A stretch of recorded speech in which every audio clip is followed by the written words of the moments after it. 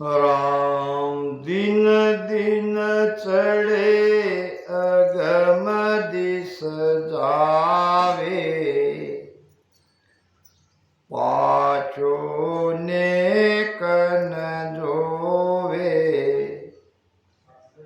हंस को पकड़ कियो मुख आगे,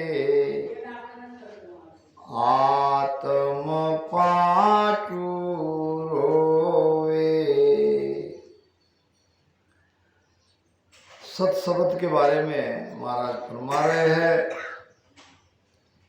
कि एक बार वो घट में जागरूक हो जाए तो वो दिन दिन चढ़े अगम दिस जावे। दिन ब दिन वो अगम देश में ऊपर चढ़ता ही रहता है। पाछो नेक न जोवे, आगे ही बढ़ता रहता है, पीछे जरा सा भी नहीं देखता। जो ये नाम देखना, यानी ये शब्द नहीं है कि हमको कुछ दिन कंठ में अनुभव हुआ, कुछ दिन नाभि में हुआ और कुछ दिन त्रिकुटी दसवें द्वार में हुआ। तो ये कह सकते हैं कि हम कंठ नाभि से ऊपर त्रिकुटी दसवें द्वार तक पहुंचे हैं। अब त्रिकुटी दसवें द्वार में अनुभव हो रहा है और बाद में कहेंगे कि हमको नाभि में हो रहा है, हमको कनाल में हो रहा है, हमको हृदय स्थान में अब हो रहा है। तो ये शब्द नहीं है, क्योंकि शब्द पीछे नहीं आता। दिन दिन चढ़े अगम दिस जावे, वो ऊपर ऊपर ऊपर जाता है। आगे का अनुभव आएगा, पीछे का नहीं आ सकता। तो अगर आगे पीछे अनुभव हो रहा है तो ये शब्द का अनुभव नहीं है। ये तुम्हारी सुरती वहां तुमको जो भी अनुभव करा रही है वो कोई और शब्द का अनुभव करा रही है, वो शब्द नहीं है। दूसरी बात, 40-40 साल से हम दसवें द्वार में है, आगे नहीं बढ़ रहा है तो ये भी शब्द नहीं है। बहुत लोग मुझे मिलते हैं, कहते हैं कि बहुत सालों से मेरा ध्यान यही है दसवें द्वार में। अब यहाँ महाराज कह रहे कि दिन दिन चढ़े अगम दिस जावे, वो तो आगे आगे आगे आगे जाता ही है, क्योंकि वो ताकतवर है, उसको कौन रोक सकता है। और पाछो नेकन जोवे, वो तो पीछे देखता ही नहीं। हंस को पकड़ कियो मुख आगे, हमारे हंस को, हमारी आत्मा को वो पकड़ता है और अपने सामने ले जाता है और दसवें द्वार के बाहर निकाल देता है। आत्म पांचू रोवे, यानी पांचू आत्म यानी 5 प्राण, प्राण अपान व्यान उदान समान, ये 5 प्राण से भी अलग कर देता है। वो है सत्शब्द। और यह है गुरु महाराज का भेद। अगर ऐसा हो रहा है, दिन ब दिन आप ऊपर चढ़ रहे हो तो आप महाराज की धारा में हो। सत शब्द की कथा सुनो या, सुन जो ज्ञानी जानी सारा। दसवो द्वार फोड़ कर निकसे, नहीं कोई अटकण हारा। सत शब्द का ये पराक्रम है। कथा नाम, यहाँ कोई भागवत कथा नहीं चल रही है। कथा का मतलब है पराक्रम। सत्शब्द का पराक्रम है, सभी ज्ञानी ध्यानी संसार के सुनो, कि 10वां द्वार फोड़ कर निकसे नहीं कोई अटकन हारा। 10वें द्वार तक उसे कोई रोक नहीं सकता, कोई अटका नहीं सकता, क्योंकि वो स्वयं शक्तिशाली है, वो ताकतवर है। तो जब विषय आता है अटक रयो रे साधु अटक रयो रे, कोई मुझ मेर लगाओ बे, तो वहाँ किसको अटकाया गया? जब महाराज कहते हैं कि शब्द नहीं अटकता, तो फिर अटका कौन? अटकता है प्राण, अटकता है प्राण। हम कर क्या रहे हैं ये पहले समझ लेना चाहिए कि सबसे पहले हमारे मन में भक्ति करने का भाव आया सत्संग सुनने के बाद। फिर हम भी सोचते हैं कि इसमें कौन सी भक्ति करनी चाहिए। तो चलो हमारे मन ने मान लिया कि हम सदगुरु सुखराम जी महाराज के भेद से भजन करेंगे और उसी को अपना इष्ट मान के भक्ति करेंगे। अब यहाँ जब भक्ति करने की चाहना हमारे मन में पैदा होती है, तो फिर किसी न किसी गुरु के शरण में जाना पड़ता है। फिर हमें हमारे रामश्री भाई बताते हैं कि ये सदगुरु के शरण में जाओ, वो सदगुरु के शरण में जाओ। फिर उनमें किसी के शरण में जाके उसको गुरु बनाते हैं, उनसे भेद लेते हैं। प्रारंभ से सारी बातें मैं कह रहा हूँ। अब भेद लेने के बाद, भेद तो राम राम ही हमको सांस उसास में रटन करने के लिए देते हैं, यही बताएंगे, दूसरा तो कोई बताने का कारण ही नहीं है। फिर अब यहाँ से हमारी यात्रा प्रारंभ होती है। अब इस राम राम को जब प्रेम से, प्रीति से, विश्वास के साथ रटन करते हैं, तो ये एक शक्ति हमारे अंदर जगती है, जिसको हम सत्शब्द कहते हैं, कुदरत कला कहते हैं, नयनचर कहते हैं।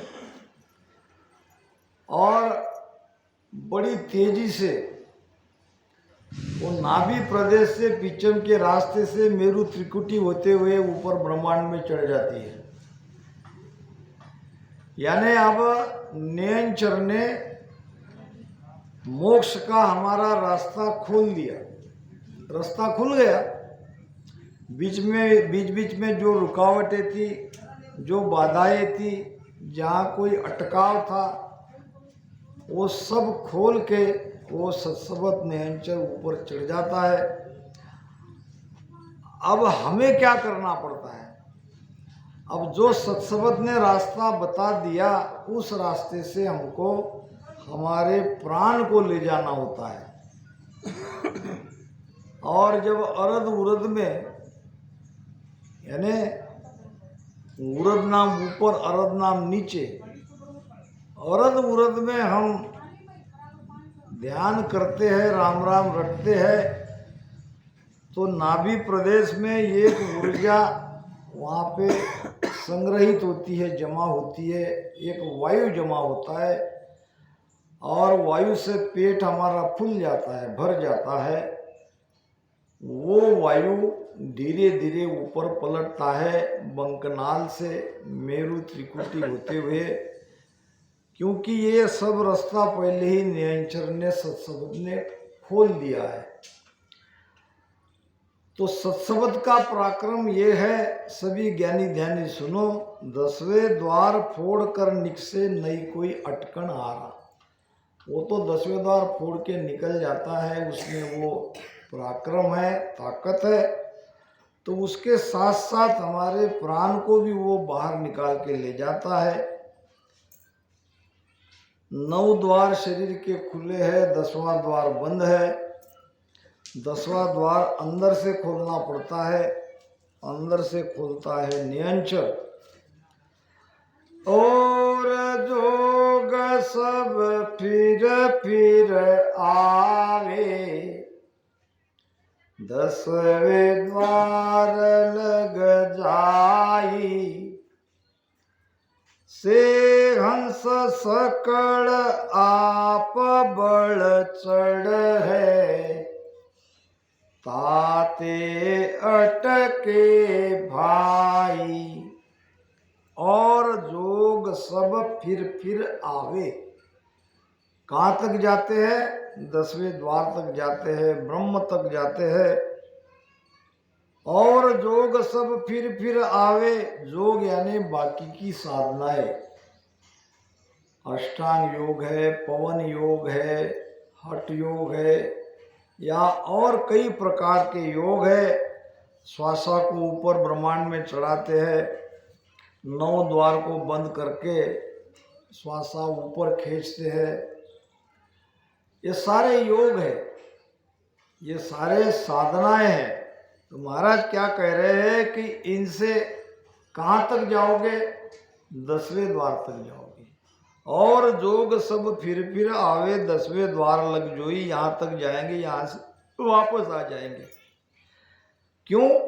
से हंस सकल आप बल चढ़ है, वे सभी के सभी अपने बल से चल रहे हैं। और हमारे रामसनी सदगुरु के बल से चल रहे हैं, ये नियंचर के बल से चल रहे हैं, वो अक्षर के बल से चल रहे हैं, ये सदगुरु के बल से चल रहे हैं। तो वे अपनी साधना के बल से चल रहे हैं। जो अपनी साधना के बल से चढ़ेगा, जो अक्षर ब्रह्म के आधार से चढ़ेगा, वो 10वें द्वार से वापस आ जाएगा। और जो सदगुरु के बल से चढ़ेगा, जो नियंचर के आधार से चढ़ेगा, वो 10वां द्वार फोड़ के बाहर निकल जाएगा, आनंद ब्रह्म में चला जाएगा, जहाँ से आने की रीत नहीं है। जो अभी हमने हरजस के द्वारा समझने का प्रयास किया, उस देश में हम चले जाएंगे। तो 2 बातें यहाँ समझने लायक है। एक तो है हमारे बल से, अपने बल से चढ़ना, और एक है सदगुरु के बल से चढ़ना। एक है नियंचर के आधार से चढ़ना, एक है अक्षर के आधार से चढ़ना। तो जो नियंचर के आधार से सदगुरु के बल से ऊपर चढ़ेगा, वो 10वें द्वार के बाहर निकल जाएगा। जो अक्षर ब्रह्म के आधार से अपने बल से, स्वयं की साधना के बल से ऊपर चढ़ेगा, वो ज़्यादा से ज़्यादा 10वें द्वार तक जाएगा। वहाँ से उसको वापस आना ही पड़ता है।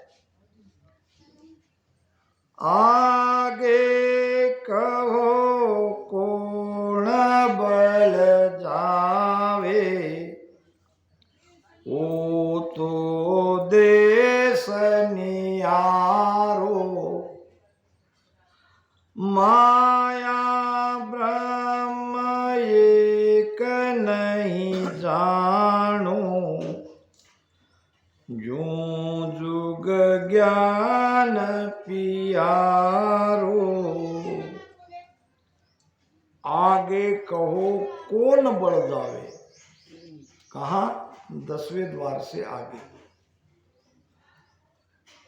हंसा को बल ना लगे, बारी सिर पर होए, वहां हंसों का बल नहीं लगता।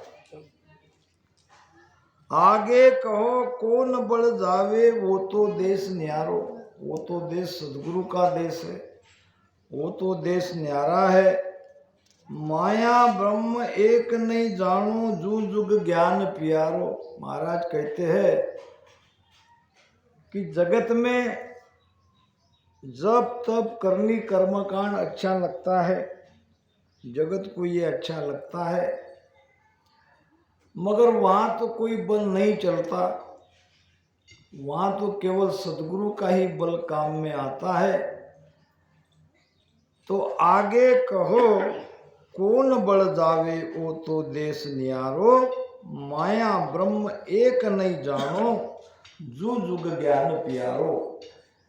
जगत के करने से माया के सुख की प्राप्ति हो सकती है और योग की क्रिया से ब्रह्म तक जा सकते हैं, मगर वो तो करने से अलग है, वो तो क्रिया से अलग है। वहाँ तो केवल सदगुरु की सत्ता ही ले जाएगी। दे उपदेश संत जुग आणी, जुग कुल सुजीव काढ़े,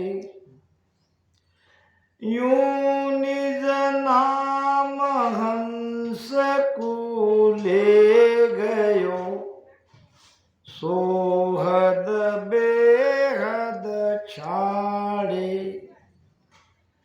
दे उपदेश संत जुग आनी, ऐसे पहुंचे हुए संत आनंद ब्रह्म में जब कोई साधना नहीं चलती है, कहते हैं महाराज मन बुद्ध चित्त पहुंचे नहीं, सांसा सके न जाए, और वाह बारी सुखराम कहे कौन को ले आए। कैसे खुलती है? क्योंकि न वहाँ मन बुद्ध पहुँचती है न सांसा पहुँचती है, तो किसके बल से 10वें द्वार के बाहर निकला जाता है? तो ये महाराज समझा रहे हैं। जैसे पहुँचे हुए संत जगत में आते हैं और जीव पर दया करके उसे उपदेश देके जगत से कुल से उसको बाहर निकालते हैं और ये सत्स्वरूप की भक्ति पकड़ा देते हैं। यूं निज नाम हंस को ले गयो, ऐसे ही ये निज नाम का पराक्रम है। ये निज नाम जब प्रकटता है, इस हंस को हद नाम त्रिकुटी बेहद नाम 10वें द्वार, त्रिकुटी 10वें द्वार से बाहर निकाल देते हैं। ये सब निज नाम का पराक्रम है। नहीं नहीं बस हंस को तामे, पर बस पड़ियो भाई, सतगुरु मेर सता घट जागी, जिन बस कियो माई। क्या होता है भीतर में कि हंस परबस हो जाता है। परबस नाम अपने बस में नहीं, कोई शक्ति उनको अलग खींचती है, उसको कहते हैं परबस हो जाना। नहीं नहीं बंस हंस को तामे, हमारा कोई बस वहाँ नहीं चलता, हमारा कोई बल नहीं चलता। परबस पड़ियो भाई, हम दूसरे के अधीन हो जाते हैं, दूसरे के बस में चले जाते हैं। कोई दूसरी शक्ति हमको खींच रही है ऐसा प्रतीत होता है। सतगुरु मेर सता घट जागी, अब किसने हमको बस में किया? सता ने बस में किया। सतगुरु की सता ने हमको अपने बस में कर लिया। सतगुरु मेर सता घट जागी, और जिण बस कियो माई, उस सता ने हमको हमारे बस में कर लिया, ऐसा हमको वहाँ पे प्रतीत होता है, अनुभव में आता है। कोई शक्ति हमको ऊपर खींच रही है। पत्थर बांध कूप में पड़ही,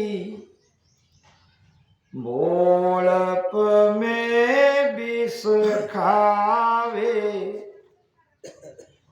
फांसी ले रूख सोजुरयो, जो जोग कहावे। कैसे परबस होता है? पत्थर बांध कूप में पड़ही, कूप नाम कुआ, कुएं के पास गए और एक रस्सी से पत्थर को बांध लिया और एक रस्सी अपने कमर पे बांध लिया तो क्या होगा? अगर हम कुएं में कूद गए तो पत्थर अपनी सतह से हमको नीचे नीचे नीचे ले जाएगा, पानी के तह तक ले जाएगा। अब हमने जानबूझकर भी पत्थर बांधा हो कमर पे तो भी पत्थर ये कहेगा तुम मुझे जानबूझकर बांधो या समझकर बांधो, अब मेरा काम है तुमको डुबोना। अब वो पत्थर हमको अगर हम रस्सी से बंधे हैं तो नीचे तह तक ले जाएगा। अगर वहाँ तैरना आता है तो ठीक, तैरना भी आता है तो पत्थर तो नीचे ही रखेगा, आखिर में हमको डूब के मरना पड़ेगा। दूसरा प्रमाण है भोलप में विष खावे। विष कब खाता है, विष कब पीता है? जिसको जीना नहीं है, जिसको अब मरना ही है, वो क्या करता है? जहर पी लेता है। अब जिसको मरना है वो जहर पीता है तो वो मरेगा, मगर कोई कोई भोलप में जानबूझकर विष कैसे लगता है चखने के लिए अगर कोई विष पीता है तो क्या वो बचेगा? नहीं बचेगा। विष तो कहेगा कि तुम मुझे कैसे भी पियो, समझकर पियो या ना समझ में पियो, मेरा अगर धर्म तुमने है मारने का, मैं मारता ही तुमने पी लिया तो मैं तुम्हें छोड़ूंगा थोड़ी। नहीं। इसी प्रकार ये भक्ति है, ये हमारा भेद है। एक बार शब्द जगने के बाद वो शब्द हमें उस देश में ले जाए बिगर नहीं छोड़ेगा, चाहे इसमें 1 2 3 जन्म और क्यों न लगे। जात जात आनंद पद जासी, आगे पीछे सोई, मीन का देह बिन और देहना, ओ हंस धरे न कोई। अब हमारा भी यही हाल है। मान लो अभी हम देखा देखी आ गए सत्संग में, भजन का भेद भी ले लिया, भजन में प्रेम भी लग गया और निरंतर कुदरत कला जग गई। और फिर अपने मन में विचार आया कि हमको तो मोक्ष में जाना नहीं है, अभी सत्संग में भी नहीं जाएंगे, राम राम भी भजन नहीं करेंगे तो क्या होगा? फिर भी आप छूटोगे नहीं। ये जो शब्द जगह है ये आपको मोक्ष में ले ही जाएगा, आपकी इच्छा हो या न हो। ये अब परबस हो गए आप, अब आपके हाथ में नहीं है। हाँ, ये श्वासा आपके हाथ में है, जब तक जीवित हो तब तक आप भले आपके अंदर ये इच्छा न हो कि भाई भजन नहीं करेंगे, सत्संग को नहीं जाएंगे, मगर ये शब्द का पराक्रम ऐसा है। और दूसरा जन्म आपको ऐसे ही परिवार में मिलेगा, रामसनी परिवार में जाओगे, भक्ति मिलेगी, सद्गुरु मिलेगा, सत्संग मिलेगी, और परबस होने के कारण आप उधर खींचते चले जाओगे। ऐसे कई जगह होता है। कई गांव में मैं जाता हूँ, ये गांव की बात बता रहा हूँ, यहीं पास में है। तो जब से सत्संग शुरू हुई वो व्यक्ति तड़पने लगा, मगर वो उस समय बीमार था, तो बार बार उसकी घरवाली को उसको रोकना पड़ा। वो बार बार कहता कि मुझे वहाँ जाना है, मुझे वो बहुत अच्छा लग रहा है, बहुत ही अच्छा ज्ञान है। पत्नी ने जाने नहीं दिया क्योंकि दोनों ने कोई दूसरा गुरु बनाया था, मगर सुबह तक वो रहा नहीं। सुबह आ गया, और कहने लगा महाराज मेरे घर पे चलो, और उसने रात की सारी बातें बताई। तो पत्नी ने कहा मैंने रोका कि हमने गुरु किया है, एक गुरु को छोड़ के दूसरे गुरु के शरण में नहीं जाना है, इसलिए हम नहीं गए। मगर वो हमें गांव से 3 किलोमीटर दूर तक आया पहुंचाने, और उसने ये भेद लिया। अब पता नहीं वो भजन करता है नहीं करता है, ये मुझे मालूम नहीं, मगर ये निज नाम का पराक्रम है, वो रहता नहीं है। तो ऐसा बहुत बार होता है, किसी किसी को शब्द देते ही भजन लग जाता है, किसी किसी की उम्र चली जाती है फिर भी उसके अंदर नियंत्रण नहीं जगता है। तो इसका कारण है कि वो जीव पहले से भक्ति में लगा है, कोई न कोई भक्ति का अंकुर उसके अंदर वो पैदा प्रकट हुआ है, तभी तो ये शब्द लगता है। तो कहने का मतलब आप चाहे जानबूझकर कमर में पत्थर बांधो रस्सी से और कूद जाओ तो आप डूब जाओगे, मर जाओगे, या समझकर आप कूद जाओ तो भी मरोगे। समझकर विष पियो या भोलप में विष पियो, विष अपना प्रभाव बताएगा, अपना गुण बताएगा। इसी प्रकार सत्सबद जगने के बाद हम सत्सबद के बस में आ जाते हैं, वो हमको अमरलोक ले जाए बिगर नहीं छोड़ेगा। फांसी लेर रूक सो जुरयो जो जोग कहावे। कोई जानबूझकर भी फांसी ले लेगा तो भी फांस छोड़ेगी नहीं, उसकी जान लेकर रहेगी।